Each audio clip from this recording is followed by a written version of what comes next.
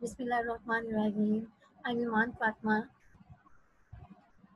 and this is my third lecture of Arts Academic Reading Module. In my previous lecture, I discussed about the duration, marking, number of sections, types of questions of Arts Academic Reading Module, and multiple choice questions, yes, no, not given type questions, true, false, not given type questions, and sentence completion type questions were discussed in detail.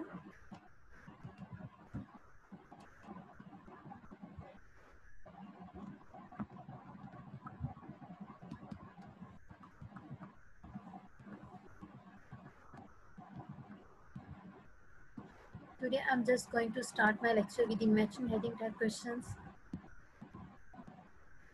Objective. Matching heading type questions जो होते हैं इनका basically purpose ये होता है कि इसमें candidate जो है उसको पैराग्राफ जो प्रोवाइड किए जाते हैं चेक किया जाता है कैंडिडेट की एबिलिटी को कि वो उन पैराग्राफ में जो मेन आइडिया प्रोवाइड किया गया उसको कैसे आइडेंटिफाई करता है और उसको कैसे एक्सट्रैक्ट करता है। अब मैं मैचिंग हेडिंग टाइप क्वेश्चंस हैं उनका आपको एक फॉर्मेट भी दिखाती हूँ कि वो कैसे दिए जाते हैं टेस्ट में। ये हमारे पास question matching heading type question का एक फॉर्मेट है। ये हमारे नंबर ऑफ क्वेश्चंस है। नंबर ऑफ क्वेश्चंस में हमारे पास सेक्शन ए बी सी है। एक्चुअली ये हमारे सेक्शन ए बी सी जो है ये हमारे टेक्स्ट में मौजूद पैराग्राफ को ए बी और सी को रिप्रेजेंट कर रहे हैं और इसके साथ हमें उसने एक लिस्ट ऑफ हेडिंग्स भी दी है। एक्चुअली हमने करना क्या है, हमने अपने पैराग्राफ में मौजूद जो मेन आइडिया होगा उसको इस लिस्ट में मौजूद जो हेडिंग्स हैं और इन हेडिंग्स में जो इंफॉर्मेशन है उनको अपने एक पैराग्राफ में मौजूद जो मेन आइडिया है उसके साथ मैच करना है और जो हेडिंग हमारे मेन पैराग्राफ के एक पैराग्राफ के मेन आइडिया के साथ बेस्ट और सूटेबल मैच करती है वो हमारा उस क्वेश्चन का आंसर होगी। मैचिंग हेडिंग टाइप क्वेश्चन जो है इनमें हमें बहुत सारी प्रॉब्लम्स को भी फेस करना पड़ता है। एक्चुअली वो फर्स्ट प्रॉब्लम ये है कि इसमें हमारे पास जो नंबर ऑफ क्वेश्चंस हैं अगर वो 5 to 6 हैं तो हमारी जो लिस्ट ऑफ हेडिंग्स में नंबर ऑफ हेडिंग्स हैं वो हमारे क्वेश्चंस के नंबर से ज़्यादा होती हैं। जैसे यहाँ पे हमारे 6 क्वेश्चंस हैं तो हमारी लिस्ट ऑफ हेडिंग्स में जो नंबर है हेडिंग्स के वो 8 हैं। और इसके अलावा एक ये प्रॉब्लम होती है कि हमारी जो मैचिंग हेडिंग्स हैं हमारी हेडिंग्स में 2 हेडिंग्स या 3 हेडिंग्स पॉसिबल होता है और अक्सर ऐसा होता है कि वो हेडिंग जो है उनका मीनिंग्स जो होता है आपस में बहुत मिलता जुलता है और हम बहुत कंफ्यूज हो जाते हैं कि हम कौन सी हेडिंग को अपने ऑप्शन के तौर पर अपने बेस्ट सूटेबल आंसर के तौर पर चूज़ करें। तो हमें बेसिकली क्या करना चाहिए कि हमें अपनी उन जो हेडिंग्स को जो क्लोजली रिजेंबल करती हैं उनको साथ साथ लिख लेना चाहिए और उनको क्लोजली रीड करना चाहिए और उनके मीनिंग को अपने पैराग्राफ में मौजूद जो मेन आइडिया उसके मीनिंग के साथ मैच करना चाहिए और फिर हमें हमारी जो बेस्ट ऑप्शन होती है उसको चूज़ करना चाहिए।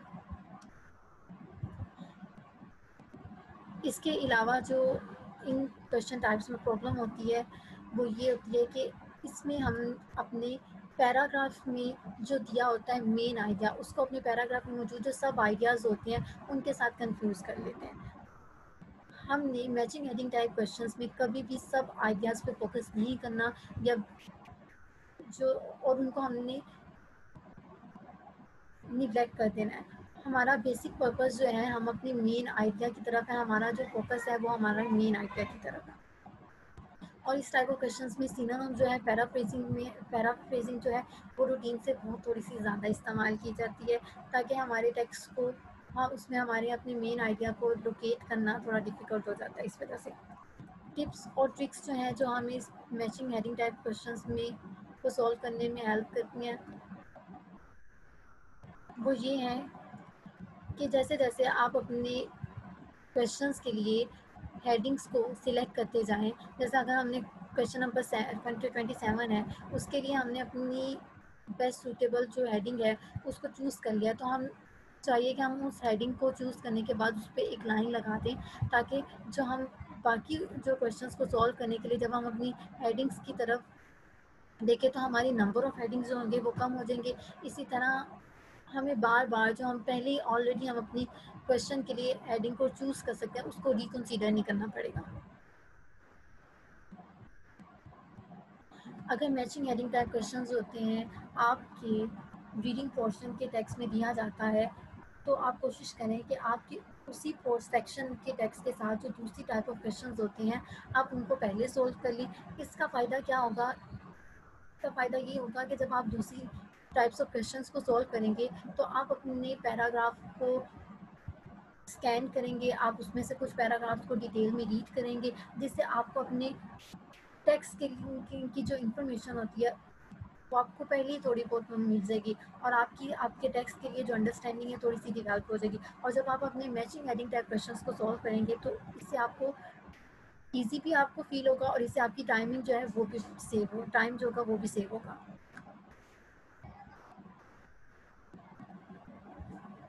और आपने जो अपने जो लिस्ट ऑफ हेडिंग्स जो क्वेश्चंस हैं उनको ऑर्डर के साथ सॉल्व करना है। पहले क्वेश्चन 1 को, पहले सेक्शन पैराग्राफ ए को, फिर पैराग्राफ बी को। अगर ऐसा हो कि अगर आपको पैराग्राफ में कोई कंफ्यूज कर रहा है, जिसकी आपकी हेडिंग्स में आपको कन्फ्यूजन आ रही है, आपको लगता है कि एक से ज़्यादा आपकी हेडिंग जो है उसका मीनिंग हो सकता है, या आप अपने उस पैराग्राफ की मेन आइडिया को अपने हेडिंग में लोकेट नहीं कर पा रहे, तो आप ऐसा करें कि आपका जो क्वेश्चन होगा, जो आपका पैराग्राफ होगा, आप उसको स्किप कर दें और आप अपने फर्दर क्वेश्चंस की तरफ मूव करें। और एट द एंड जब आप अपने बाकी सब क्वेश्चंस कर लेंगे तो आप जब दोबारा अपने उस सेक्शन की तरफ आएंगे, अपने उस क्वेश्चन की तरफ आएंगे, तो अब आपको उसको सॉल्व करना थोड़ा ईजी हो जाएगा। वो इस तरह, क्योंकि अब आपके पास जो नंबर ऑफ हेडिंग्स होंगी वो कम हो जाएंगी और जो आपके पास बाकी हेडिंग्स होंगी उनमें आपको अपने आंसर को आइडेंटिफाई करना पहले की निस्बत थोड़ा ज़्यादा आसान हो जाएगा। अब मैं अपनी टिप्स और ट्रिक्स को पढ़ती हूँ। Cross out each heading in the text booklet as you watch it to a paragraph, as you match it to a paragraph. If matching heading type questions comes in your text, then do it first in comparison to other type of questions for that text. Work through the paragraph in order but move on if you are struggling to find the heading match. Come back to it once you have eliminated more headings and have fewer to choose between. Strategies: in type of questions को solve करने के लिए आपकी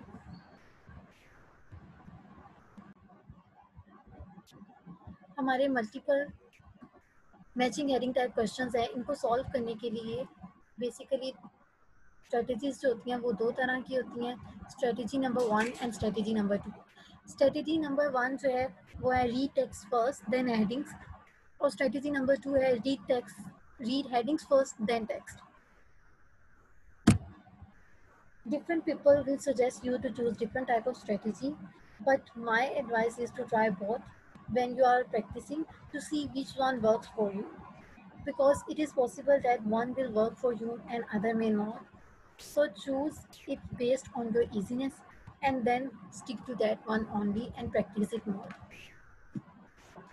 Strategy number 1, read text first then headings. इसमें आपने अपने text जो है उसको पहले रीड करना है और फिर हेडिंग्स की तरफ जाना है। अब मैं आपको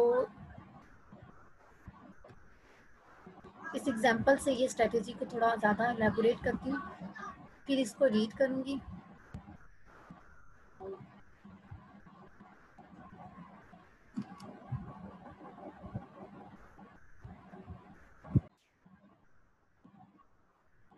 ये हमारी एग्जांपल है, इसमें ये हमें लिस्ट ऑफ हेडिंग्स प्रोवाइड की गई हैं। ये हमारे क्वेश्चन है सेक्शन ए, सेक्शन बी। यहाँ पे मैं जो सेक्शन ए है, हमारे पैराग्राफ नंबर ए है, मैं इस अपने पैराग्राफ को पहले रीड करूँगी।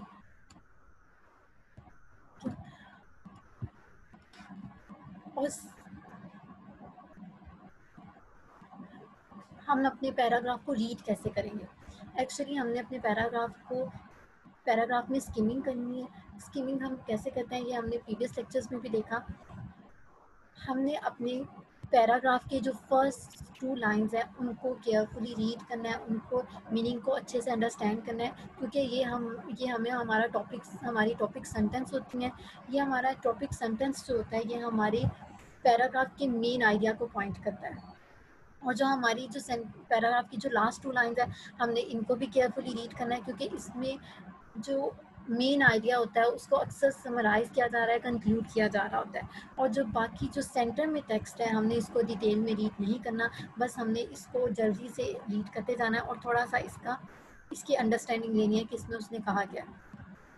अब हम अपनी फर्स्ट 2 लाइन्स को देखते हैं। The role of governments in environmental management is difficult but inescapable.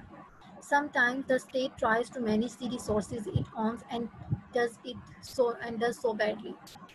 जब हम अपनी फर्स्ट लाइन को देखते हैं तो इस लाइन में वो हमें इन्वायरमेंटल मैनेजमेंट के बारे में कह रहा है और उसमें हमें गवर्नमेंट के रोल के बारे में बता रहा है, ठीक है। और अब जब हम इस लाइन फर्स्ट 2 लाइन्स को देखते हैं तो हमें हमारा जो माइंड सेट है वो फ़ौरन ही role of government and environmental management की तरफ चला जाता है, ठीक है। और फिर हम अपनी लास्ट 2 लाइन्स को पढ़ते हैं। Growth and environmentalism can actually go hand in hand if politicians have the courage to confront the vested interest that subsidize creates। और जब हम इन 2 लाइन्स को पढ़ते हैं तो हमें पता चल रहा है कि इन 2 लाइन्स में वो बता रहा है कि जो हमारी इकोनॉमिक ग्रोथ है और इन्वायरमेंटलिज्म है हम उसको कैसे रिलेट करेंगे, और जो हमारे पॉलिटिशियंस हैं, हमारी गवर्नमेंट है, वो इसमें क्या रोल प्ले करेगी। और जब हमने इस तरह अपने पैराग्राफ को स्किम रीड कर लिया है तो हमने क्या करना है, इसके बाद जो हमारा सेकंड स्टेप है वो हम क्या करेंगे, जो इस पैराग्राफ की स्किमिंग से हमें थोड़ा मेन आइडिया मिल रहा है या हमें जो इन्फॉर्मेशन हमें मिल रही है हम उसको 2 to 3 या 3 to 4 वर्ड्स में अपने पैराग्राफ के साइड पे पेंसिल के साथ लिख लेंगे। जैसे कि इस पैराग्राफ में हमें जो पता चल रहा है, हमारा मेन आइडिया हो सकता है role of government and environmental management, या हो सकता है role of government in economic growth, in maintaining the economic growth and environmental management. अब हम इसके बाद जो है हमने अपनी जो हेडिंग्स को चूज़ किया है या हमने अपनी मेन आइडिया जो बनाया हम उसको अपने पेपर में पैराग्राफ की साइड पे लिख लेंगे। इसके बाद जो है हम अपनी हेडिंग्स वाले पोर्शन की तरफ जाएंगे। अब हमने अपने हेडिंग्स जो हैं उनको 1 बाय 1 रीड करना है, उनके मीनिंग को अंडरस्टैंड करना है और उनमें कीवर्ड को अंडरलाइन करना है और देखना है कि वो कीवर्ड जो है वो हमने जो पैराग्राफ अभी रीड किया उसमें मौजूद है कि नहीं। The probable effects of the new international trade agreement. International trade agreement, इस तरह का कोई वर्ड हमारे पैराग्राफ में नीचे गिवन नहीं है। The environmental impact of modern farming, environmental का वर्ड है लेकिन मॉडर्न फार्मिंग का वर्ड कहीं भी हमारे टेक्स्ट में मौजूद नहीं है। फार्मिंग एंड सॉइल इरोजन, ये भी हमारे टेक्स्ट में मौजूद नहीं है keywords. The effect of government policy in rich countries, government का वर्ड है लेकिन रिच कंट्रीज़ का हमारे अपने पैराग्राफ में कहीं भी उसने मेंशन नहीं किया। और इसके बाद है government and management of environment, government and management of environment, ये सब कीवर्ड जो हैं ये हमारे पैराग्राफ में मौजूद हैं। और जो हमने साइड पे पैराग्राफ की हमने अपनी वर्डिंग में जो मेन आइडिया को समराइज़ किया था वो था गवर्नमेंट एंड इन्वायरमेंटल मैनेजमेंट। जब हम अपने मेन आइडिया क्रिएट किए हुए मेन आइडिया को और इस लिस्ट की हेडिंग को देखते हैं तो हमारा क्रिएट किया हुआ आइडिया और ये जो है हेडिंग, इन दोनों का मीनिंग जो है आपस में बहुत ज़्यादा रिजेंबल कर रहा है, लेकिन हमने इसी ऑप्शन को या इसी हेडिंग को अपना करेक्ट आंसर चूज़ नहीं करने देना, क्योंकि इसके बाद हमारी नीचे और हेडिंग्स मौजूद हैं। ये पॉसिबल है कि हमारी पैराग्राफ में मौजूद जो मेन आइडिया है उसके साथ जो है नीचे दी गई हेडिंग है उनमें से भी कोई हेडिंग जो है उसमें मौजूद इंफॉर्मेशन जो है वो भी हमारे मेन आइडिया के साथ मैच करे। इसीलिए हमने अपने एक पैराग्राफ के लिए अपनी सब हेडिंग्स जो है उनको अच्छे से एक दफ़ा गो थ्रू करना है कि हमारी किसी और हेडिंग में तो नहीं हमारे पैराग्राफ में जो मेन आइडिया उसकी इंफॉर्मेशन मौजूद। तो इसलिए हम अपनी बाकी हेडिंग्स को भी देखते हैं। The effect of government policy in poor countries, government policy का भी हमारे पे वर्ड नहीं है और पुअर कंट्रीज़ का भी हमारे पैराग्राफ में वर्ड नहीं है।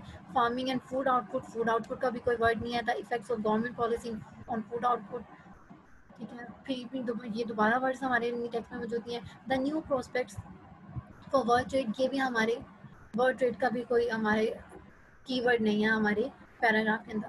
सो दैट्स मीन कि ये हमारा जो 5th हेडिंग है, government and management of environment, ये हमारे इस पैराग्राफ की हेडिंग के साथ बेस्ट मैच होने वाली हेडिंग है। और यही हमारे इस पैराग्राफ क्वेश्चन का सेक्शन ए का आंसर होगा 5, government and management of the environment. ये हमारी एक स्ट्रेटेजी है जिसमें हम अपने टेक्स्ट को पहले रीड करते हैं, उसकी समरी बनाते हैं और फिर उसको बाद में हेडिंग्स को रीड करते हैं और उसके साथ मैच करते हैं। अब हमारे पास जो दूसरी स्ट्रेटेजी है उसमें हम वो है कि read heading first then text. इसमें हमें कहा जाता है कि आप अपनी हेडिंग्स को पहले पढ़ें और फिर बाद में अपने टेक्स्ट को रीड करें। जब आप हेडिंग को रीड करेंगे तो आपको पता चल जाएगा कि वो आपको हेडिंग में पूछना क्या चाह रहा है।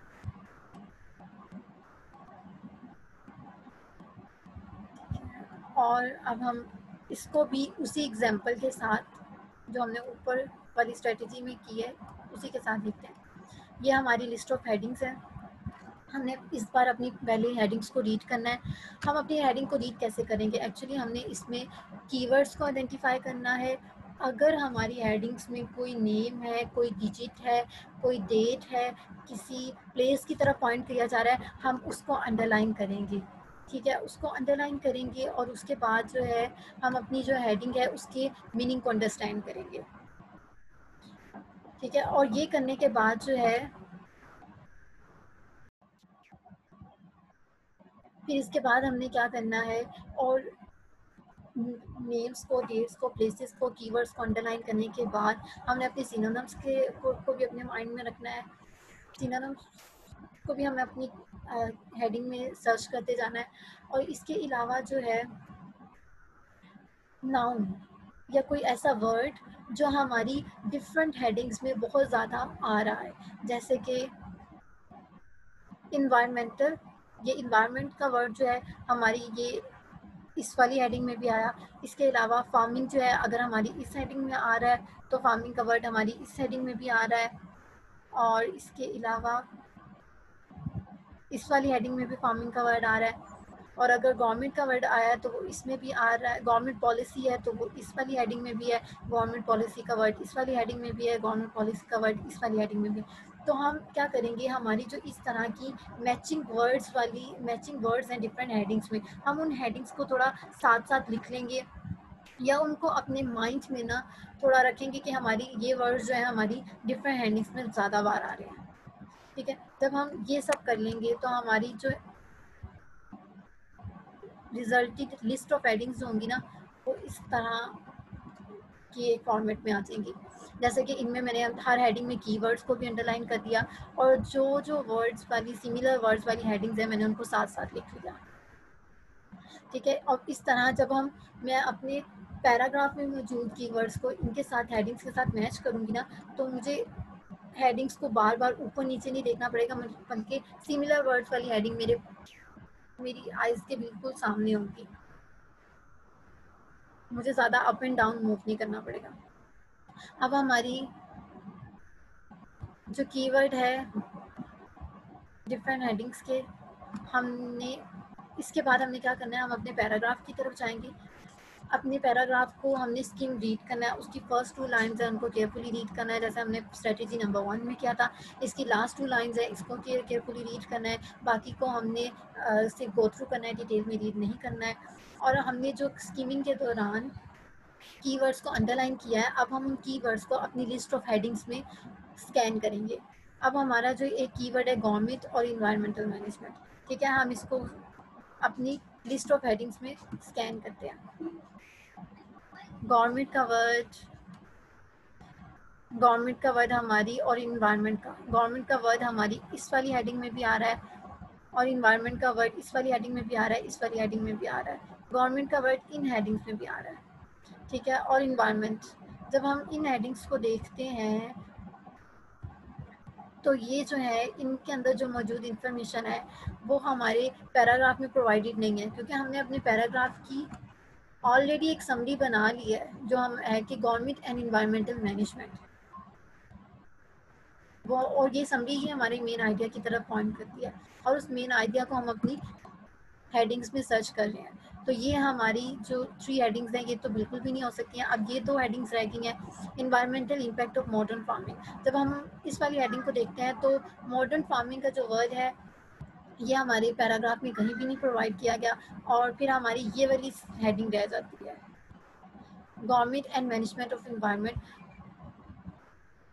तो फिर हम अपनी इस जब कीवर्ड्स को हमने पैराग्राफ के कीवर्ड्स के साथ हेडिंग के मैच कर लिया, तो फिर हम इस हेडिंग को रीड करेंगे दोबारा, और दोबारा इस पैराग्राफ को फर्स्ट 2 लाइन्स को, लास्ट 2 लाइन्स को दोबारा रीड करेंगे और अच्छी तरह इनको आपस में मैच करेंगे, और ये देखेंगे कि हमारी जो मीनिंग है वो कम्प्लीटली मैच कर रहा है कि नहीं। और जब हमने देखा गवर्नमेंट एंड इन्वायरमेंटल मैनेजमेंट, हमारी जो हेडिंग है उसका मीनिंग जो है कम्प्लीटली जो है हमारे पैराग्राफ के साथ मैच कर रहा है। तो इसका मतलब है कि हमारा जो है ऑप्शन जो है बिल्कुल, क्वेश्चन जो है उसको हमने करेक्टली सोल्व कर लिया। ये थी हमारी मैचिंग हेडिंग टाइप क्वेश्चंस, और इसके बाद है मैचिंग पैराग्राफ इंफॉर्मेशन।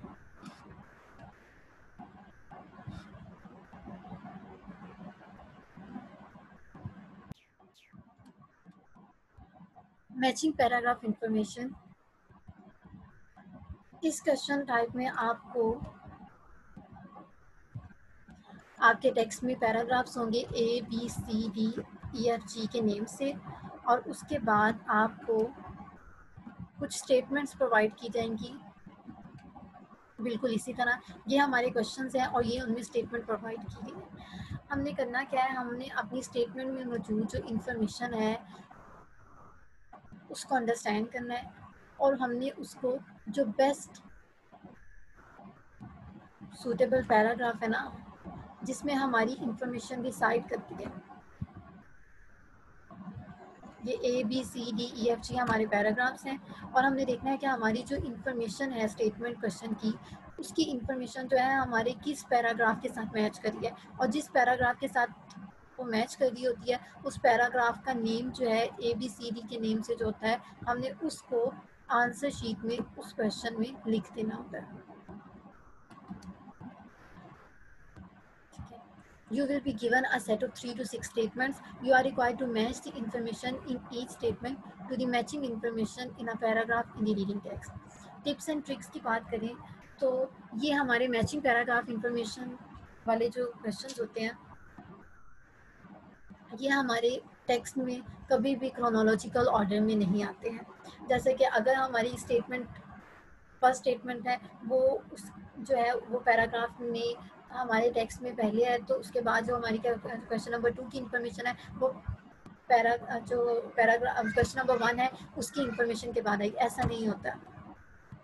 और क्वेश्चन पहले मैचिंग हेडिंग वाले क्वेश्चन की तरह जब आपने ये वाला क्वेश्चन करना है तो तब भी आपने अपने टेक्स्ट में पहले दूसरी टाइप ऑफ क्वेश्चंस को सॉल्व करना है और फिर ये वाले क्वेश्चन को सॉल्व करना है। इससे क्या होगा कि आपकी जो टेक्स्ट की अंडरस्टैंडिंग है आपको वो पहले से ही आप बहुत अच्छी हो जाएगी, आपको अपने टेक्स्ट में मौजूद इंफॉर्मेशन का पता चल जाएगा, जिसके लिए आपको अपने इस क्वेश्चन टाइप को आंसर करना जो होगा वो ईजी हो जाएगा। और ये भी पॉसिबल है कि हमारी जो ये स्टेटमेंट्स हैं कि हमारी जो दो क्वेश्चंस हैं, दो स्टेटमेंट्स जो हैं, ये पॉसिबल है कि ये एक ही इनमें मौजूद जो इंफॉर्मेशन है वो एक ही पैराग्राफ में मौजूद हो, या ये भी पॉसिबल हो सकता है कि हमारे जो टेक्स्ट में मौजूद पैराग्राफ है फर्स्ट करें कि वो अगर वो एफ पैराग्राफ है तो उसमें हमारे जो क्वेश्चन की स्टेटमेंट में मौजूद इंफॉर्मेशन है वो कोई भी हमारे सब क्वेश्चन की जो स्टेटमेंट में मौजूद इंफॉर्मेशन है वो कोई भी इंफॉर्मेशन जो है वो हमारे इस पैराग्राफ में मौजूद नहीं है। The answer will not come in the same order in the text as the order of the list of statement. Do the other questions on this text first. It is possible that some paragraph may not contain an answer and a paragraph could contain more than one answer. Basic difference जो matching paragraph information और matching heading type questions वाले में होता है कि matching heading में हमने अपने पैराग्राफ में मेन आइडिया को आइडेंटिफाई करना है और उसको अपने हेडिंग के साथ मैच कर देना है। लेकिन जो मैचिंग पैराग्राफ इंफॉर्मेशन है इस क्वेश्चन टाइप में हमने अपने पैराग्राफ में मौजूद हमने अपनी स्टेटमेंट में जो मौजूद इंफॉर्मेशन है उसको पैराग्राफ में सर्च करना है, और वो जो हमारी क्वेश्चन की जो इंफॉर्मेशन है वो हमारे पैराग्राफ का मेन आइडिया भी हो सकती है और उसके सब आइडियाज़ भी हो। ये कंपल्सरी नहीं है कि वो हमारे पैराग्राफ का मेन आइडिया हो, ठीक है। इस वाले क्वेश्चन टाइम में पॉसिबल है कि वो हमारे सब आइडियाज़ की तरफ भी पॉइंट कर रही हो। और इस क्वेश्चन टाइप में भी हमारे पास बहुत ज़्यादा सिनोनिम्स और पैराफ्रेजिंग होती है, इसलिए हमने इनको अपने माइंड में रखना है ताकि हम पहले ही अलर्ट हों और कोई मिस्टेक ना करें। और अगर हमारे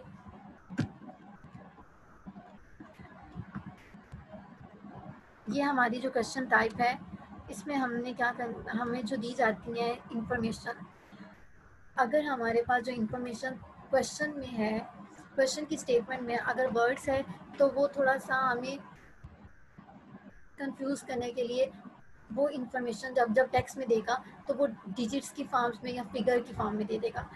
फॉर एग्जांपल कि अगर वो 69% है, वो क्वेश्चन की स्टेटमेंट में 69% को ऐसे लिख रहा है तो वो टेक्स्ट में 69% को वर्ड्स में लिख दे।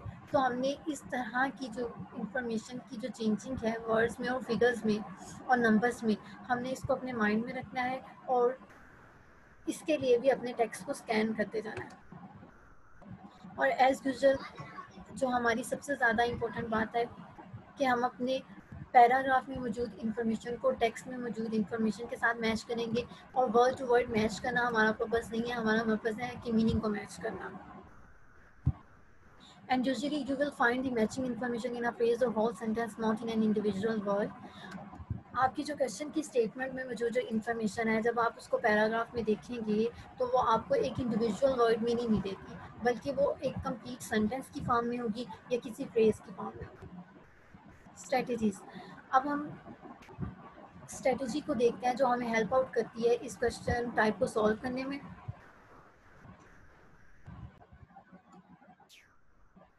स्ट्रेटजी को पहले रीड आउट करने से पहले मैं इसको एक एग्जांपल से एक्सप्लेन करती हूँ।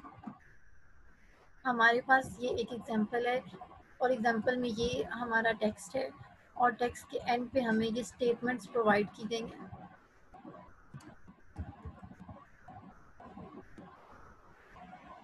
ठीक है, हमने अपने फर्स्ट ऑफ ऑल अपनी स्टेटमेंट को, अगर बहुत ज़्यादा कंपल्सरी नहीं है कि आप अपनी स्टेटमेंट को रीड कर लें, लेकिन अच्छा होगा कि अगर आप अपने क्वेश्चन की स्टेटमेंट को पहले रीड कर लें।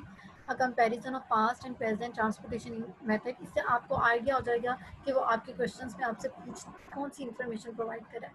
How driving habit contribute to the road problems, the related merits of car and public transport, writer prediction on future solution, the increasing use of motor vehicles, the impact of car on city development. इसके बाद जो है आपने अपने text की तरफ जाना है। आपने अपने टेक्स्ट को रीड कैसे करना है, क्योंकि इस वाले टेक्स्ट में आपकी जो इन्फॉर्मेशन है आप क्रोनोलॉजिकल ऑर्डर में बिल्कुल नहीं है, इसीलिए आपने बहुत केयरफुल रहना है और आपने इस क्वेश्चन को सॉल्व करने के लिए स्कीमिंग करनी है। स्कीमिंग के लिए आपने अपने पैराग्राफ की जो है फर्स्ट 2 लाइन है उनको केयरफुली रीड करते हैं और उसके अलावा हमने लास्ट लाइन है उसको भी केयरफुली रीड करते हैं, और जो सेंटर में होती है उसको थोरली रीड नहीं करते, बस स्पीडली रीड करते हैं।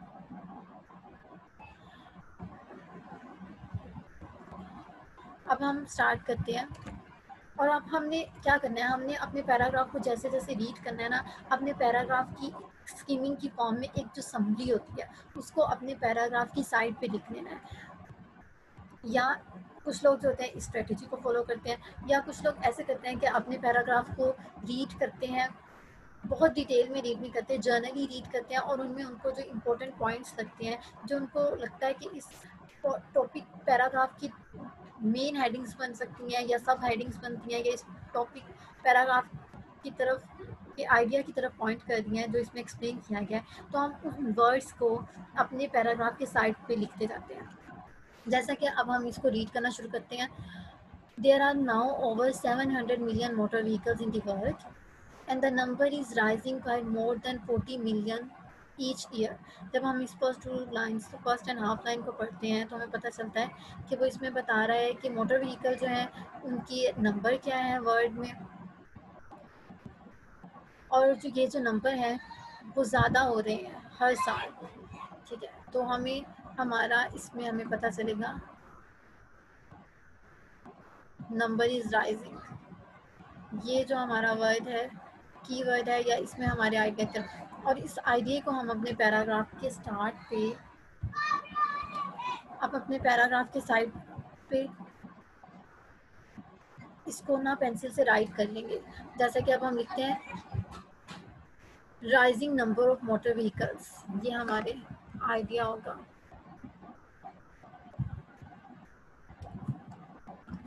राइजिंग नंबर ऑफ व्हीकल्स, ठीक है। फिर इसके बाद मोटर व्हीकल्स,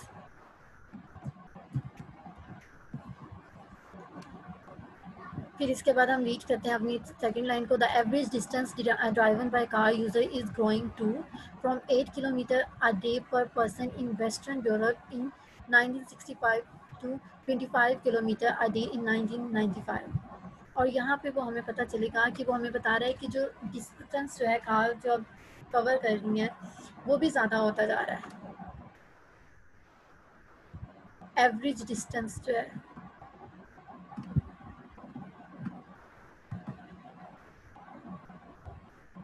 और यहाँ पे अब हम लिख लेंगे हमारे पास जो एक हमारी समरी में एक लाइन हो जाएगी,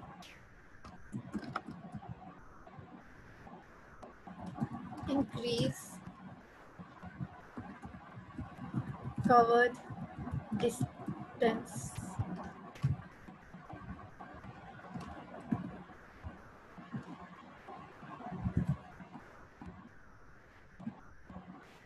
ठीक है, इसके बाद हम नेक्स्ट रीड करते हैं। This dependence on motor vehicle has given rise to major problems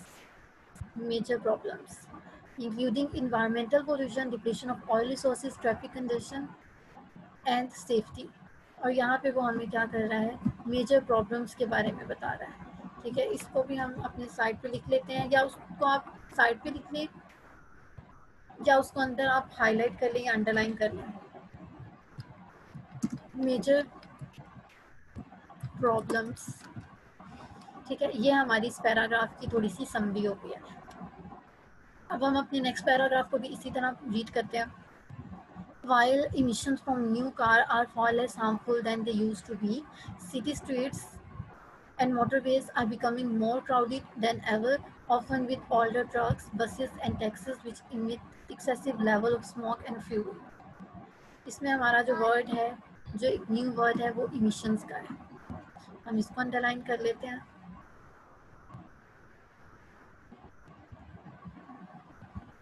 more crowded than ever, हम इसको भी कर लेते हैं।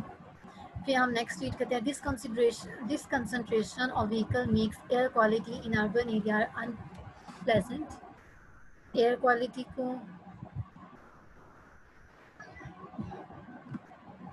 हम अंडरलाइन कर लेते हैं, ठीक है। इवन मैं, ठीक है, dangerous to the breath and sometime dangerous to the breath, dangerous to breath. Even Moscow has joined the list of capitals afflicted by congestion and traffic fumes. In Mexico City, vehicle pollution is a major health hazard. Vehicle pollution, हम इसको underline कर लेते हैं। Emissions, roads are more crowded than ever. ये city streets या motorways जो roads कह लेते हैं। एयर क्वालिटी, व्हीकल पोल्यूशन जो है, ये हमारी इस पैराग्राफ की समरी हो गई है।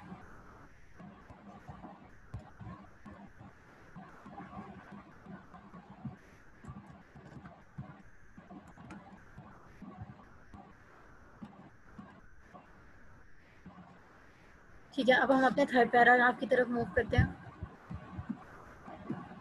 Under 100 years ago, 100 years ago, इसका मतलब है हमें पता चल रहा है कि वो पास्ट की बात कर रहा है।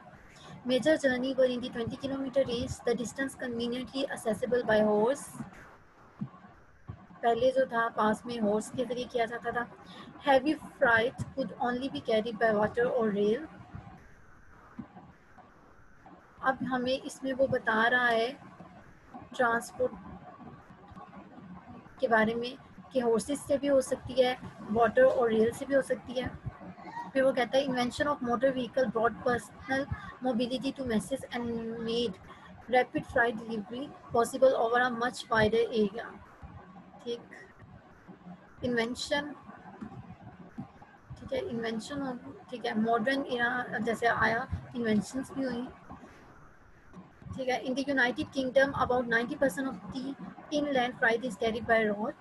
The word can not revert to the horses, horse drawn wagon, इसको भी हम अंडरलाइन कर लेते हैं। Can it avoid being logged into congested and polluting ways of transporting people and goods? ठीक है, इस तरह जो होगा हम अपने हर एक पैराग्राफ जो होगा उसको उसकी एक समरी प्रिपेयर करेंगे और उसको पैराग्राफ के साइड पे लिख लेंगे। इसके बाद हम अपनी क्वेश्चंस की स्टेटमेंट्स में जाएंगे जिसमें हमें पैराग्राफ की इंफॉर्मेशन प्रोवाइड की गई। हमारा क्वेश्चन नंबर जो 14 है उसकी स्टेटमेंट हमें क्या कह रही है, a comparison of past and present transportation method. अब हम क्या करेंगे, हम अपनी जो क्वेश्चन की स्टेटमेंट है उसमें कीवर्ड्स को अंडरलाइन करेंगे, एज यूजुअल हम उसके मीनिंग को अंडरस्टैंड करेंगे और सिनोनिम्स को भी अपने माइंड में रखेंगे। इसमें हमें वो कंपैरिजन कर रहा है पास्ट और प्रेजेंट का, ठीक, और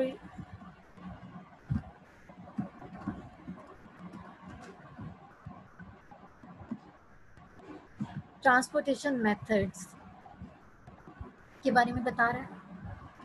पास्ट और प्रेजेंट के ट्रांसपोर्टेशन मेथड है उनका कंपैरिजन किया जा रहा है। अब हम देखते हैं कि हमारे ये जो कीवर्ड्स हैं वो, एक तो हमने अपने पैराग्राफ की साइड पे जो समरी बनाई है उन समरी में मौजूद जो वर्ड्स हैं उनके साथ हमारी ये स्टेटमेंट के कीवर्ड्स मैच करते हैं कि नहीं, और हमारे किस पैराग्राफ की समरी के साथ हमारे स्पेशल स्टेटमेंट के कीवर्ड्स मैच कर रहे हैं, पास्ट का, ट्रांसपोर्टेशन मेथड्स का, कंपैरिजन का। ठीक है, rising number of vehicles, increase cover distance, major problems, इसमें पास्ट और प्रेजेंट का और ट्रांसपोर्ट मेथड का कोई भी जिक्र नहीं है। ठीक है, और इसके बाद हम अपने सेकंड पैराग्राफ की तरफ मूव करते हैं। इमिशंस का वर्ड है, ठीक है, roads are more crowded than ever, ठीक है, एयर क्वालिटी के बारे में कह रहा है, पास्ट और प्रेजेंट का कोई भी नहीं, व्हीकल पोल्यूशन के बारे में बता रहा है। ठीक है, और हमारा थर्ड जो है 100 ईयर्स अगो, ये इसको हमने पास्ट से ठीक है पॉइंट किया था, और bye horse, bye water and rail,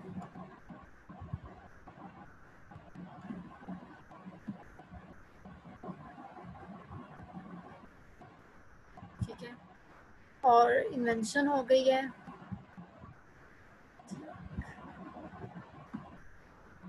हमें पास्ट के वर्ड्स जो है हमें इस पैराग्राफ की तरफ पॉइंट कर रहा है कि हमारी इंफॉर्मेशन जो है इस पैराग्राफ में मौजूद हो सकती है, तो इसलिए हम इस अपने पैराग्राफ को डिटेल में रीड करते हैं।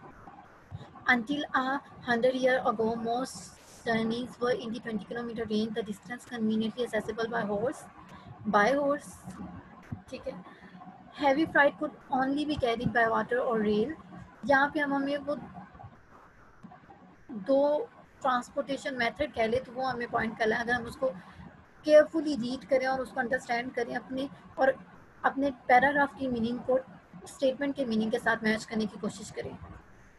Bye horse, by rail and by water and rail. Invention of motor vehicle broad personal mobility to the masses and made rapid flight delivery possible over a much wider area. अब उसने invention के बारे में भी बता दिया है। Invention जो है मॉडर्न इरा में की जाती है। In the United Kingdom about 90% of inland flight is carried by road. यहाँ पे बाय रोड का उसने वर्ड से हमें दोबारा है transportation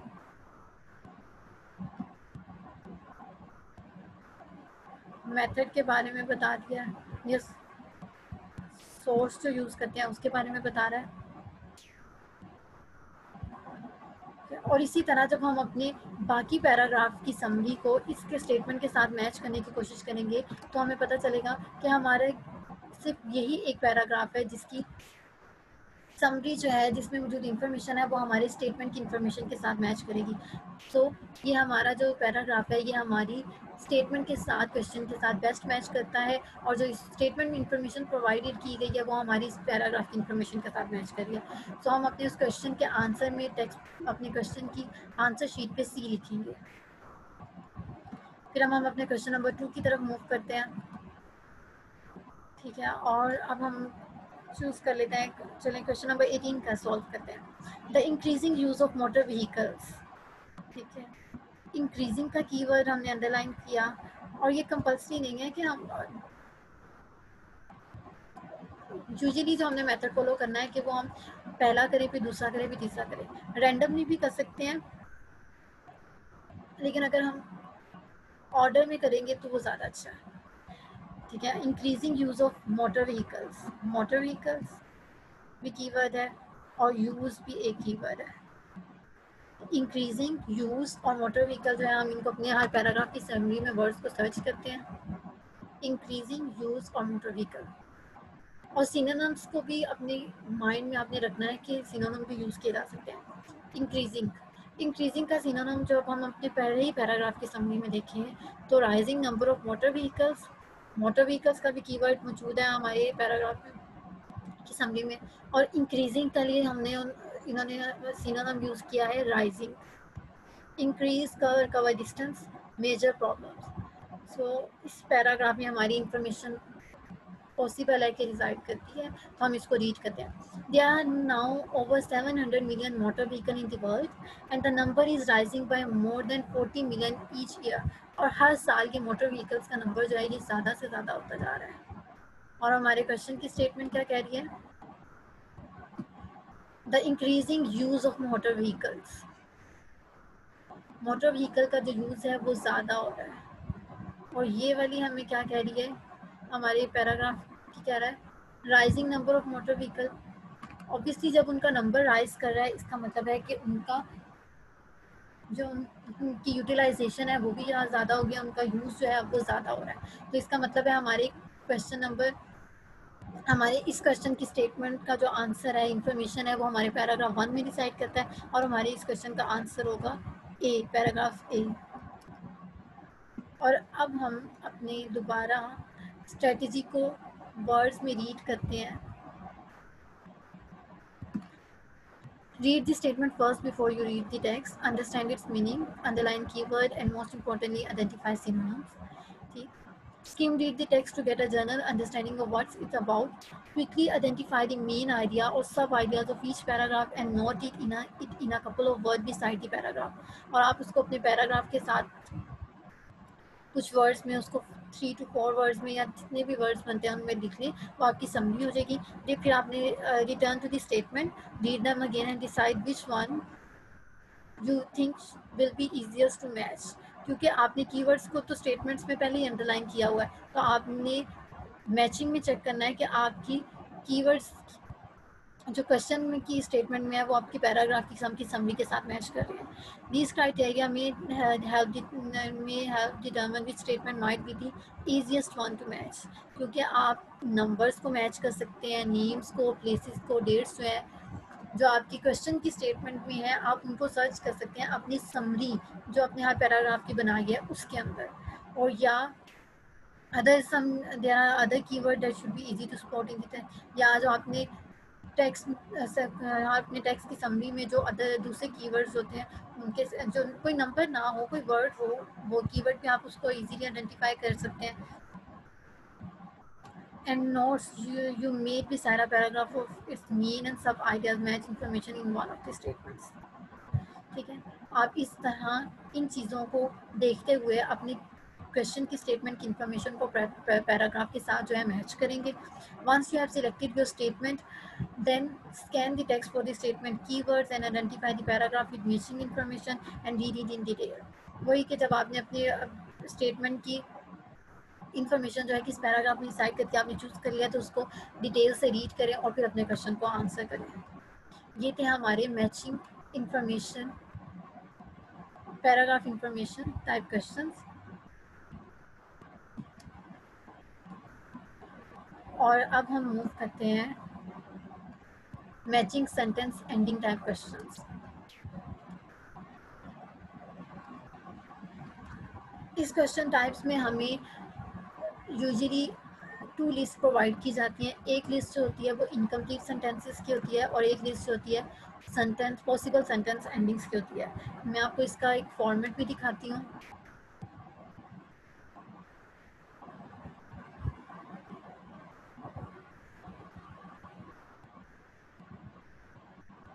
complete each sentence with the correct ending. ठीक है, ये देखें हमें एक क्वेश्चंस प्रोवाइड किए गए हैं और ये क्वेश्चंस में हमारे पास ये है इनकम्प्लीट सेंटेंसेस हैं, स्टेटमेंट्स हैं या सेंटेंसेस हैं, और उसके अलावा उन्होंने हमें दी गई हैं कुछ हेडिंग्स दी हैं। ये हमारी क्या है, पॉसिबल एंडिंग्स की है हेडिंग्स है।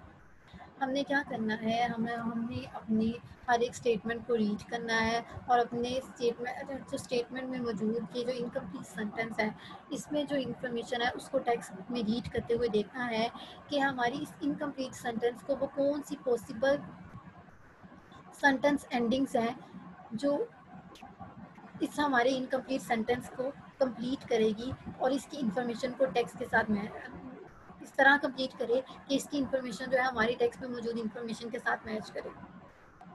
और जब हमने इस क्वेश्चन टाइप को सॉल्व करना है तो हमने अपने माइंड में रखना है कि हमारा जो जो फाइनल स्टेटमेंट बनती है, जो हमारी हमने इनकम्प्लीट सेंटेंस को और पॉसिबल एंडिंग को आपस में मैच करना है, वो ग्रामेटिकली भी करेक्ट हो। अगर वो ग्रामेटिकली करेक्ट नहीं होगी तो हमारे आंसर जो है उसको रॉन्ग कंसीडर किया जाएगा। और इस क्वेश्चन टाइप में भी अगर हमारे पास 3 to 4 जो है इनकम्प्लीट सेंटेंस एंडिंग्स हैं तो उनके कंपैरिजन में जो पॉसिबल एंडिंग्स होती हैं वो नंबर में ज़्यादा होती हैं, इसीलिए एलिमिनेशन का मेथड जो होता है वो थोड़ा डिफिकल्ट हो जाता है। अब हम इसको रीड करते हैं। In this question type instructions will contain 2 list, a list of incomplete sentences, a list of possible sentence endings. Your task is to match them together based on the information in the reading text. Tips and tricks. Matching sentence ending type question जो होते हैं इनको solve करना थोड़ा easy इसलिए हो जाता है कि ये हमारे टेक्स्ट में जो है क्रोनोलॉजिकल ऑर्डर में आता है। मतलब हमारे क्वेश्चन नंबर 1 पहले, तो क्वेश्चन नंबर 1 जो है 2 जो है टेक्स्ट में क्वेश्चन नंबर 1 के बाद आएगा। और हम अपने एलिमिनेशन का प्रोसेस ऑल्दो कि थोड़ा डिफिकल्ट हो जाता है क्योंकि उसमें number of possible sentence endings होती हैं वो ज़्यादा होती हैं, लेकिन इसमें हम यूज़ करते हैं अपने एलिमिनेशन का मेथड को यूज़ करते हैं तो हमें करेक्ट आंसर जो है उसको आइडेंटिफाई करना इजी हो जाता है। The grammatical structure of the two half of the sentence must match. If they do not, then you have the wrong match and your answer will be considered as a wrong one. Don't read the text until you have studied the incomplete sentences and the sentence endings. पहले आप अपने sentence endings को और incomplete sentences को read करेंगे, फिर आप अपने टेक्स्ट को रीड करेंगे।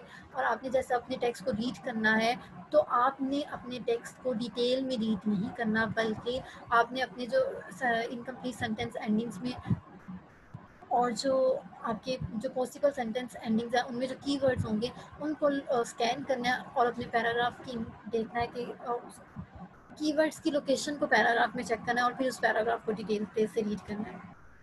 You don't need to read the whole text in detail, just read the relevant sentences. All the sentence ending will appear in the text, but not all will match one of the incomplete sentence. इसका मतलब ये है कि हमारी जो incomplete या possible headings जो है, इन पॉसिबल जो है सेंटेंस एंडिंग्स जो हैं ये हमारे टेक्स्ट में सब गिवन होंगी, लेकिन हमने वो वाली चूज़ करनी है जिसका मीनिंग जो है हमारे टेक्स्ट के अकॉर्डिंगली हमारी इस इनकम्प्लीट सेंटेंस के साथ मैच करे। इनमें से सिर्फ एक ही पॉसिबल सेंटेंस एंडिंग का मैच करेगा, तो हमने वो वाली चूज़ करनी है जिसका हमारे मीनिंग जो है मैच भी करे और वो ग्रामेटिकली भी करेक्ट हो। और हमारे इस क्वेश्चन में सिनोनिम्स और पैराफ्रेजिंग जो होती है उसको भी बहुत ज़्यादा यूज़ किया जाता है, हमने उसको अपने माइंड में रखना है। और हमने प्रीवियस क्वेश्चंस की तरह इसमें भी मीनिंग को मैच करना है, एग्जैक्ट वर्ड्स पे को मैच करने पे हमने अपना फोकस नहीं रखना है। स्ट्रेटजीज जो होती हैं वो कौन सी यूज़ की जाती हैं उनको मैं सबसे पहले आपको एक एग्जांपल से एक्सप्लेन करती हूँ।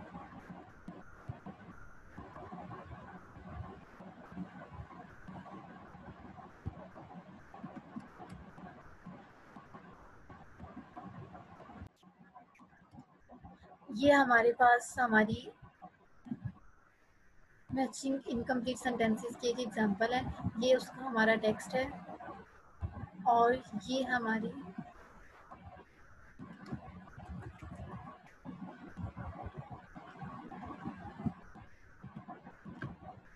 लिस्ट ऑफ इनकम्प्लीट सेंटेंसेस हैं और यही हमारे क्वेश्चंस हैं और उसके साथ हमें उसने list of sentence endings, possible sentence endings दी हैं। सबसे पहले हमने क्या करना है कि हमारे इनकम्प्लीट सेंटेंस की जो स्टेटमेंट है हमने उसको केयरफुली रीड करना है, उसमें से एज यूजल हमने अपने मीनिंग को अंडरस्टैंड करना है स्टेटमेंट के, उसमें कीवर्ड्स को अंडरलाइन करना है। हम अभी स्टेटमेंट नंबर 1 को पढ़ते हैं। The ancient species of crocodile ate marine creatures death. इसमें हमारी है एंशियंट स्पीशीज, एंशियंट का वर्ड, क्रोकोडाइल, मेरीन क्रिएचर्स।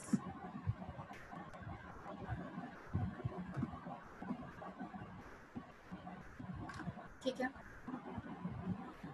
फिर जब हम अपने स्टेटमेंट को एक दफ़ा इनकम्प्लीट सेंटेंस की रीड कर लेते हैं तो हमारा सेकंड स्टेप है कि हमारी जो लिस्ट ऑफ पॉसिबल एंडिंग्स हैं हमने इनको रीड करना है। हम अभी अपने टेक्स्ट को रीड नहीं करेंगे, अभी हमने क्या करना है कि हमने अपनी इनकम्प्लीट सेंटेंस की स्टेटमेंट को रीड किया और अब हम खुद से ही बिना टेक्स्ट को रीड किए हम अपने माइंड सेट के अकॉर्डिंगली हम अपने पॉसिबल सेंटेंस एंडिंग्स को चूज़ करेंगे जो हमारे इनकम्प्लीट सेंटेंस के लिए हो सकती है, जैसा कि और वो ग्रामेटिकली भी करेक्ट हो, ये भी अपने माइंड में रखें। The ancient species of crocodile ate marine creatures that is believed to have lived 150 million years ago. That is believed to have lived 100 million ago. ये हमें हमारी क्वेश्चन की स्टेटमेंट का कोई बेस्ट एंडिंग, सेंटेंस एंडिंग जो है ना, ये हमें फील नहीं हो रही है और ये हमें लगता नहीं है कि होगी, और इसमें ग्रामेटिकली भी कुछ प्रॉब्लम्स हैं। इसके बाद हम अपनी सेकंड स्टेटमेंट पॉसिबल एंडिंग को रीड करते हैं, सेंटेंस एंडिंग को। The ancient species of crocodile at marine creatures that show some unique features। हमने इसको इसलिए नहीं एक्सेप्ट किया क्योंकि ये हमारी स्टेटमेंट है, इसका एक फ्लो नहीं बनता अगर हम इसको अपनी अपनी इनकम्प्लीट सेंटेंस के साथ मैच करें। लेकिन जब हम अपनी इस स्टेटमेंट को, सेंटेंस एंडिंग को मैच करते हैं, show marine creatures that show some unique features, तो हमारे सेंटेंस का थोड़ा फ्लो भी बन रहा है और ग्रामेटिकली भी करेक्ट लग रही है, और इसलिए हम इसको, जो इसका नंबर है बी, इसको हम अपने लिस्ट ऑफ इनकम्प्लीट सेंटेंस के सामने लिख देंगे, बी।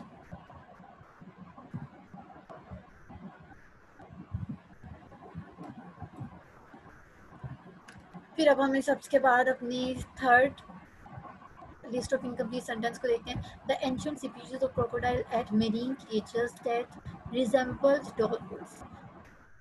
ये भी एक फ्लो में आ रहा है, ग्रामेटिकली भी करेक्ट लग रही है, हम इसको भी लिख लेंगे। The ancient species of crocodile ate marine creatures that was laid down when the area was underwater. That was laid down, नहीं, ये भी पॉसिबल नहीं है। ठीक है, इसमें हमारे पास कोई स्पेसिफिक की पॉइंट्स नहीं है कि जिनकी वजह से हमने डिसाइड करना है कि ये हो सकती है कि नहीं। एक जनरली हमने देखना है कि हमारा जो, अगर हम इनकम्प्लीट सेंटेंस के फ्रंट पे वो सेंटेंस एंडिंग रखते हैं तो वो पूरे सेंटेंस एक फ्लो में रहता है कि नहीं, वो ग्रामेटिकली करेक्ट है कि नहीं।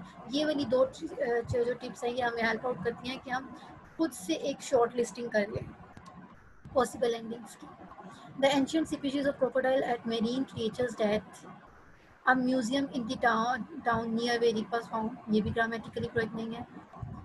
The ancient species of crocodile ate marine creatures that swam fast through the water, possible है। ठीक है, ये लिख लिया। फिर इसके बाद है the ancient species of crocodile ate marine creatures that the university of Edinburgh school of geosciences, इसका भी कोई फ्लो नहीं बन रहा। तो जो अब हमने ये मेथड यूज़ किया ये हमने थोड़ा स्पीडली करना है। ठीक है, अब हम अपने सेकंड स्टेटमेंट इनकम्प्लीट सेंटेंस के साथ भी यही प्रोसीजर को रिपीट करेंगे। The skeleton is kept in, is believed, grammatically correct नहीं लग रहा. The skeleton is kept in show some unique feature. No.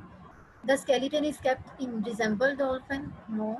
The skeleton is kept in was laid down when the area was under water. No. The skeleton is kept in a museum. The skeleton is kept in a museum in the town where it was found. ये जो है हमें थोड़ा flow में भी लग रहा है और ग्रामेटिकली भी करेक्ट लग रहा है और इसका नंबर है ई.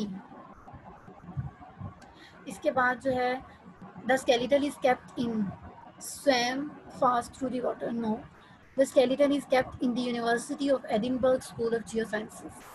ये भी हमारे सेंटेंस का एक फ्लो में है और ग्रामेटिकली भी करेक्ट फील हो रहा है.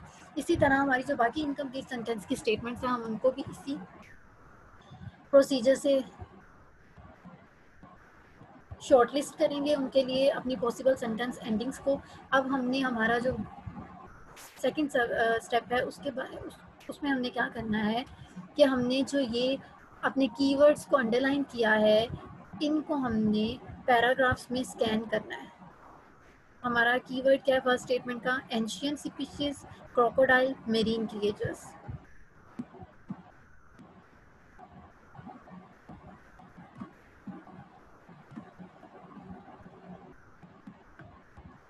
A newly identified species of 150 million year old marine crocodile. Crocodile का वर्ड हमें हमारा कीवर्ड मिल गया. Has given insight into how a group of ancient animal evolved the ancestor of today crocodile belong. ठीक है, हमें अपना एक मिल गया तो हम इस पैराग्राफ को डिटेल में रीड करते हैं और हमारे पास जो पॉसिबल सेंटेंस एंडिंग्स थी वो कौन कौन सी थी?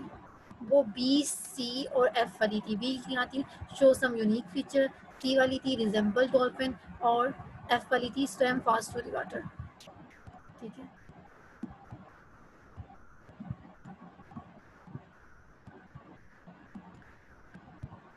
The ancestors of today's crocodiles belong to a group of animals that develop a tail, fin, and paddle-like limbs for life in the sea, resembling dolphin for more than crocodiles.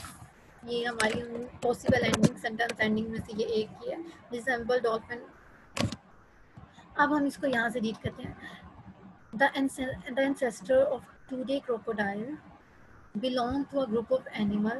वो एक ऐसे group of animal से belong करते हैं that develop a tail fin and paddle like limbs. जो tail fin और paddle like limbs थे जिनके resembling dolphin more than crocodile. ठीक है.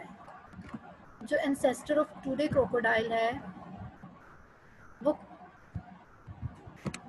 किसके साथ मैच कर रहे हैं? वो रिजेंबल करते हैं डॉल्फिन के साथ. Resemble dolphin more than crocodiles. जो आजकल के जो क्रोकोडाइल्स हैं उनके जो एंसेस्टर्स थे वो डॉल्फिन से ज़्यादा रिजेंबल करते थे. लेकिन हमारे क्वेश्चन की स्टेटमेंट क्या, इनकम्प्लीट सेंटेंस क्या कहता है? The ancient species of crocodile ate marine creature dead. और अब हमने बताना है इनकम्प्लीट सेंटेंस में वो एंडिंग आएगी पॉसिबल में कि मेरीन क्रिएचर्स जो थी जिनको वो खाते हैं उनके बारे में या उनसे रिलेटेड जो इन्फॉर्मेशन है वो नेक्स्ट सेंटेंस में आनी है. लेकिन जबकि हमें ये वाली जो है रिजेंबल डॉल्फिन है ये हमें वो क्रोकोडाइल जो इंसेस्टर क्रोकोडाइल है उनके बारे में दे रहा है. उनकी वो किस किस्म की मेन क्रिएचर्स को खाते हैं उनके बारे में कोई इन्फॉर्मेशन नहीं दे रहा. हम नेक्स्ट रीड करते हैं. These slender animals which fed on fast moving prey such as squid and small fish fed on. ठीक है. ये क्या कहते हैं? Fast moving prey such as squid and small fish lived. ये किनको खाते हैं? स्क्विड एंड स्मॉल फिश को खाते हैं which live during the Jurassic era in shallow sea and lagoons in what is now Germany. ठीक है. ये किनको फीड करते हैं? these slender animals which feed on fast moving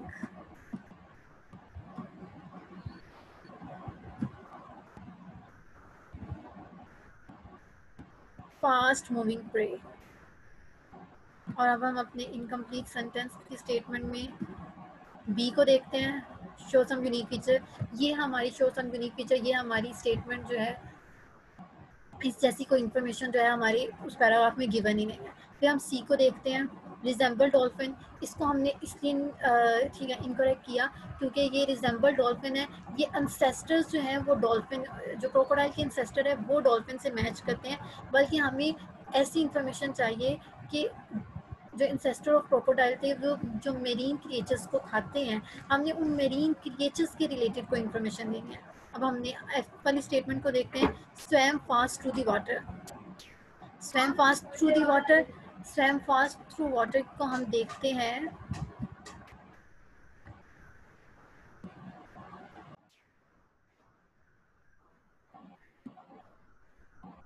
तो swam fast, swam fast, fast moving prey. ठीक है, ये हमारे दोनों जो है हम उसमें उन्होंने फास्ट मूविंग जो है उसका सिनोनिम यूज़ किया है। और ये हमारे इनकम्प्लीट सेंटेंस के साथ जो पॉसिबल सेंटेंस एंडिंग है बेस्ट मैच करती है, और ये हमारे सेंटेंस, हमारे टेक्स्ट जो है उसमें मौजूद इंफॉर्मेशन को भी फॉलो करती है। तो हमारे इस क्वेश्चन की जो इनकम्प्लीट सेंटेंस है उसके साथ जो होगी बेस्ट सूटेबल सेंटेंस एंडिंग है वो एफ वाली है। तो हमारे इस क्वेश्चन नंबर 1 का आंसर होगा F, the ancient species of crocodile ate marine creatures that swam fast through the water. ठीक, ऐसी शॉर्ट लिस्टिंग से हमें बाकी स्टेटमेंट्स पे फोकस नहीं करना पड़ा, बल्कि जो हमने शॉर्ट लिस्ट किए हैं हमने उनको ही, उनमें ही फर्दर एलिमिनेशन का प्रोसेस किया। अब इसके बाद हमारा सेकंड स्टेटमेंट है, द स्केलेटल इज केप्ट इन। अब हम ई और जी, हम अपने कीवर्ड्स को देखते हैं, स्केलेटन और केप्ट। ठीक है, और इसके अलावा हमारी दो पॉसिबल एंडिंग्स जो है ई और जी है। Is kept in a museum in the town near where it was found, जहाँ पे इसको फाउंड किया गया उस टाउन के म्यूजियम में रखा गया, in the university of Edinburgh school of Geosciences. ठीक, the skeleton is kept, skeleton का वर्ड क्रोनोलॉजिकल ऑर्डर में, सो पैराग्राफ 1 के बाद, an international team of scientists including researchers from Germany and the skeleton, ये हमें अपना keyword मिल गया। अब हम इसको रीड करते हैं, an international team of scientists including researchers from Germany and the University of Edinburgh identified the new species from a remarkably well preserved skeleton.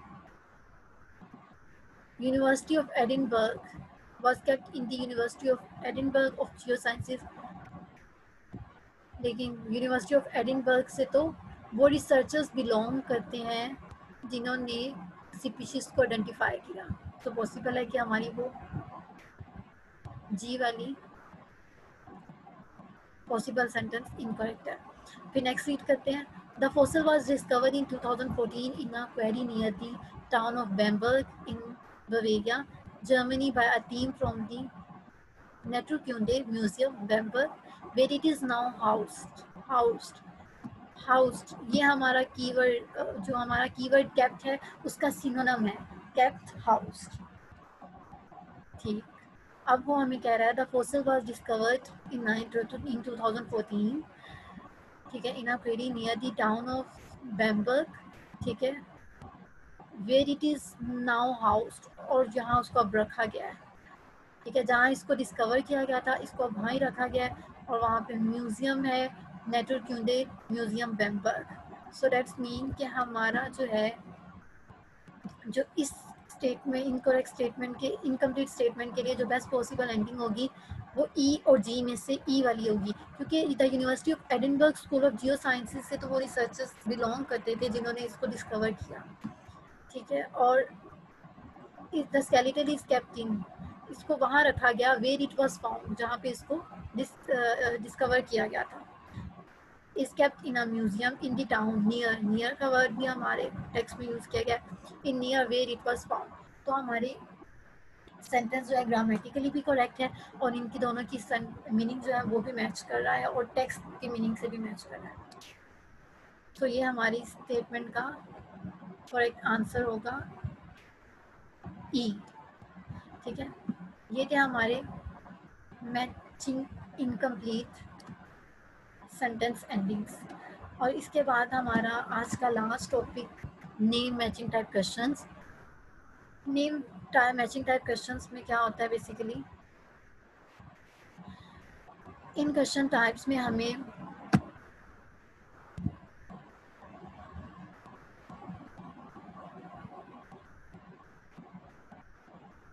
हमें कुछ स्टेटमेंट्स जो होती हैं वो प्रोवाइड की जाती हैं क्वेश्चन के तौर पर, और उनके साथ लिस्ट ऑफ रिसर्चर्स होती है। हमने क्या करना है, हमने हमारी जो स्टेटमेंट जो है और हमारी स्टेटमेंट में क्या प्रोवाइड किया गया है और लिस्ट में क्या प्रोवाइड किया जाता है, हम इसको भी देख लेते हैं।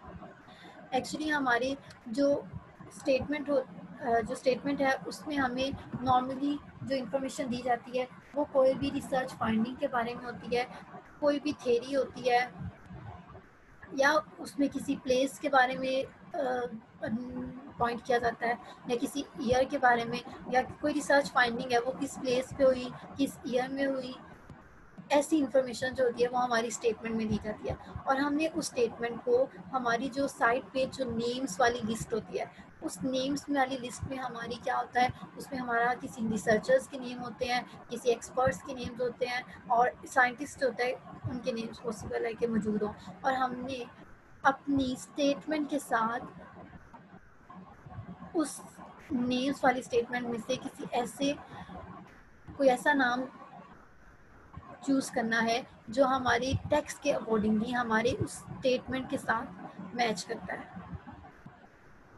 ये हमारी क्वेश्चंस की स्टेटमेंट है, इनमें हमें इंफॉर्मेशन प्रोवाइड की गई है, और ये हमारी लिस्ट ऑफ रिसर्चर्स है यहाँ पे नेम्स पे ABC। हमने अब देखना है कि और ये जो हमारी एक स्टेटमेंट है इसके साथ कौन रिलेट करता है इन नेम्स की लिस्ट में, ए वाला नेम, बी वाला नेम या सी वाला नेम। ठीक है, for name matching questions you have to match a list of people's name to a list of statements using the information in the text to make the correct matches। Tips और tricks जो हैं, सबसे पहली है कि ये हमने हमारे जो क्वेश्चन टाइप जो है इसमें हमारे जो क्वेश्चन स्टेटमेंट कह लें या नेम्स कह लें वो दोनों जो है हमारे टेक्स्ट में क्रोनोलॉजिकल ऑर्डर में नहीं आते, रैंडमली गिवन होते हैं। The statement with usually paraphrase information in the text, इसमें भी हमारी पैराफ्रेजिंग यूज़ की जाती है, सिनोनिम्स भी यूज़ किए जाते हैं। और एक और जो टिप है वो ये है, some of the names might be shorten in the text to initial and surname, or just the first name or the last name might be use. For example Gregor Boric है, इसको हमारे question में अगर ग्रीगर boric का name मौजूद है तो text में कंपल्सरी नहीं है कि वो ग्रीगर बोरिक ही दे, वो उसकी शॉर्ट फॉर्म भी दे सकता है, उसका सरनेम भी यूज़ कर सकता है, वो उसको G.बोरिक से भी दे सकता है, और सिर्फ गीगर के नेम से भी दे सकता है, सिर्फ बोरिक से भी देखता है। तो जब हमने अपने नेम को स्कैन करना है टेक्स्ट में तो हमने इस वाली शॉर्ट फॉर्म को और सर नेम्स को अपने माइंड में रखना है। In some text paper there will be more statement than there are names, and you will be told in the instructions that you can use a letter more than once। इसका मतलब ये है कि ये हमारे पास स्टेटमेंट गिवन है, ये statements की नंबर 4 है, लेकिन हमारे नेम्स की लिस्ट में 3 नेम्स हैं। तो पॉसिबल है कि हमारी जो दो स्टेटमेंट्स हैं उनके लिए एक वर्ड जो है नेम्स की लिस्ट में एक ही दो स्टेटमेंट्स के लिए यूज़ किया जाए।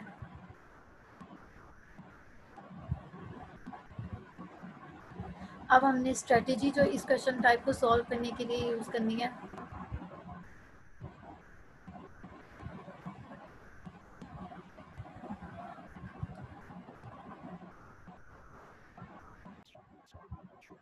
हम अपनी स्ट्रेटजी को रीड करने से पहले हम इसको एक एग्जांपल से अंडरस्टैंड करते हैं।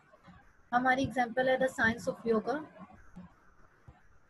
और इसमें ये हमारी लिस्ट ऑफ स्टेटमेंट्स है और ये हमारी नेम्स की लिस्ट है। A B C D।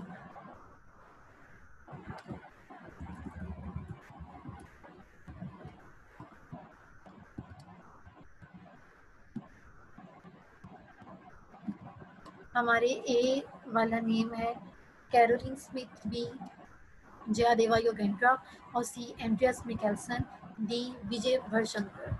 सबसे पहले हमने क्या करना है, हमने अपनी टेक्स्ट को रीड नहीं करना। सबसे पहले हमने अपनी स्टेटमेंट पे जाना है। एज यूजुअल हमने अपनी स्टेटमेंट में के मीनिंग को अंडरस्टैंड करना है, कीवर्ड्स को अंडरलाइन करना है। द इम्पोर्टेंस ऑफ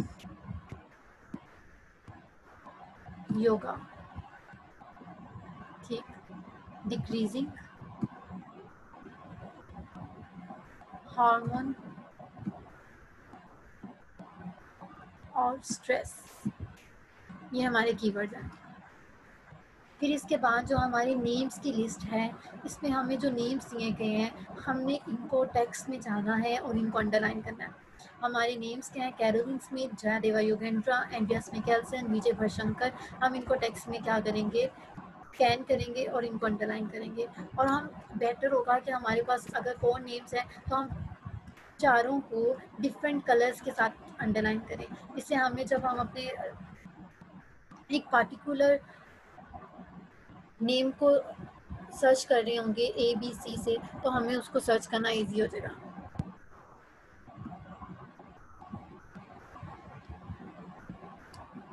और इसमें हमने बिल्कुल भी डिटेल में रीड नहीं करना, सिर्फ साइंटिस्ट का नेम है वो कैपिटल लेटर्स में शो किया जाएगा, तो हमने कैपिटल लेटर की तरफ फोकस करना है। एंड्रियास मिकेल्सन, ठीक,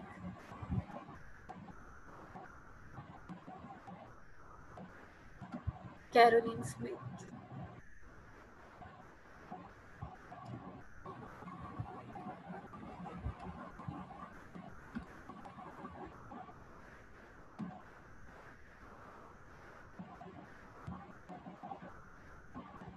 विजय भरशंकर,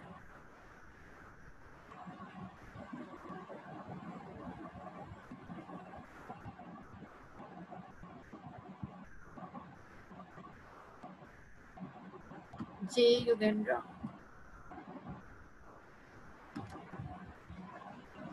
यहाँ पे भी उसने जे डॉट योगेंद्रा यूज़ किया है, जयादेवा डॉट योगेंद्रा पूरा नेम यूज़ नहीं किया। ठीक है, जब हमने अपने, और ये पॉसिबल है कि हमारे जो नेम्स हैं वो टेक्स्ट में एक से ज़्यादा दफ़ा गिवन हो। इसके बाद हम अपने स्टेटमेंट के कीवर्ड्स को अपने स्कैन करते हैं टेक्स्ट में। Importance, yoga, decreasing hormone, stress. Yoga, yoga का कीवर्ड मिल गया, लेकिन हमें ये वाला पैराग्राफ पढ़ने का इतना कोई फ़ायदा नहीं होगा, क्योंकि इसमें हम जब हमने अपने साइंटिस्ट को, इनके नेम को अंडरलाइन किया, तो हमें पता चल रहा है कि इसमें हमें हमारे साइंटिस्ट का या कोई भी रिसर्चर का किसी का भी नेम इसमें गिवन नहीं है। तो हमारी जो इन्फॉर्मेशन जो रिलेट करती है, हमने उसको अपने रिसर्चर से रिलेट करनी है। तो हमारी जो इन्फॉर्मेशन है, स्टेटमेंट, क्वेश्चन की स्टेटमेंट है, वो हमारे जो रिसर्चर है उसके नेम से पहले आएगी या बाद में आएगी। तो इसलिए हम इसको स्कैन नहीं करते। हम ये हमारा जो साइंटिस्ट का नेम है, हम यहाँ से अपने कीवर्ड को स्कैन करते हैं।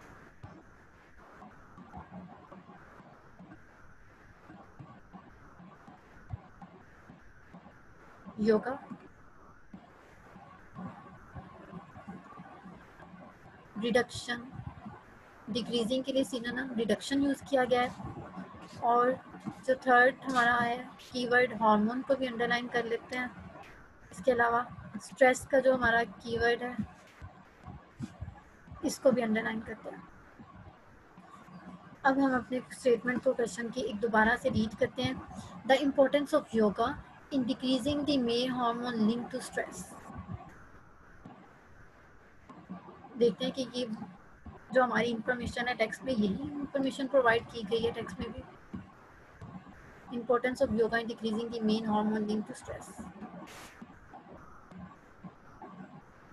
A number of studies have looked at the effect of yoga on stress.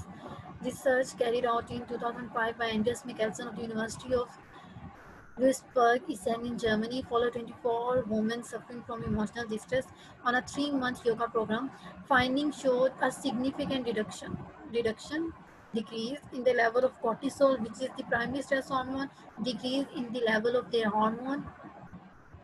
Their level of anxiety, stress, fatigue and depression also dropped considerably. जैसे जैसे उनकी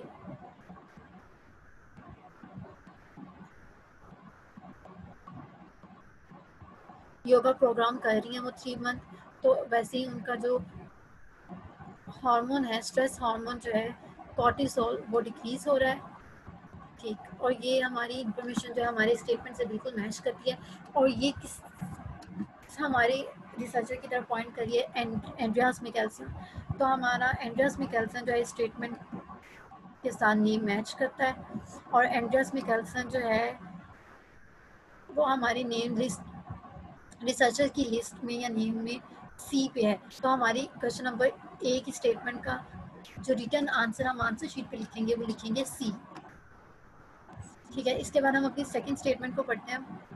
the advantage of yoga compare to relaxation in decreasing stress anxiety. Advantage of yoga, relaxation, decreasing stress and anxiety.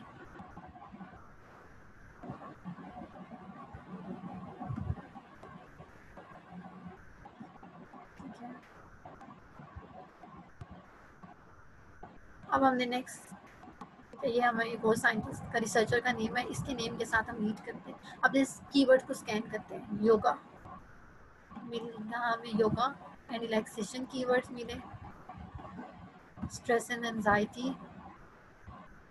अब हम इसको detail में read करते हैं। Comparing the effect of yoga and relaxation on stress and anxiety. Smith worked with 131 people over a period of more than 10 weeks, showed similar results. In addition, yoga did appear to provide a comparable improvement in stress, anxiety and status compared to relaxation. Relaxation से compare करें तो योगा जो है वो stress, anxiety और health status जो है इसको इम्प्रूव करता है। और ये किसने कहा है? Caroline Smith. इंफॉर्मेशन जो है हमारे टेक्स्ट के साथ की स्टेटमेंट के साथ मैच करिए, और साइंस रिसर्चर जो है वो कैरोलिन स्मिथ है। तो हमारा जो करेक्ट आंसर होगा वो कैरोलिन स्मिथ है, और ये है ए। तो हमारे क्वेश्चन नंबर 2 की स्टेटमेंट का आंसर है ए। सो इसी तरह जो है हम अपने बाकी क्वेश्चंस को ठीक है को सॉल्व करेंगे। अब हम उसकी स्ट्रेटजी को एक दफ़ा रीड कर लेते हैं। Read the statement carefully, understand its meaning and then underline the keyword. Scan the text for the names and underline them. Do this before reading the text. Ignore any names not in the list of the answer. ये possible है कि हमारा text जो है उसमें एक और भी रिसर्चर या साइंटिस्ट के नेम दिए हों, लेकिन वो नेम जो है हमारे जो क्वेश्चंस के साथ के स्टेटमेंट के साथ जो लिस्ट है उसमें गिवन नहीं है, तो हम उन पे फोकस नहीं करेंगे, उनको अंडरलाइन नहीं कर लेंगे, उनके लिए जो इन्फॉर्मेशन है उनके साइट्स पे उसको स्कैन नहीं करेंगे। The opinion, the research finding on the theory of the person may be stated either before or after their name appears, so read the section of the text around the name to locate it. Keep in mind the use of synonym and paraphrasing. Go to the list of statements and look for a match. When you are sure you have the correct match, fill in your answer and cross through the statement. Repeat this process with the rest of the names.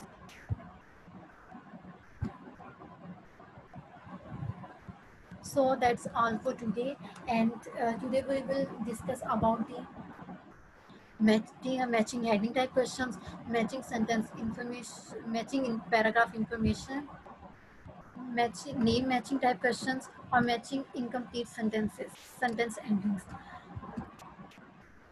In my next and last lecture of IELTS Academic Reading module, we will discuss about the short answer type questions, summary completion, diagram and table completion.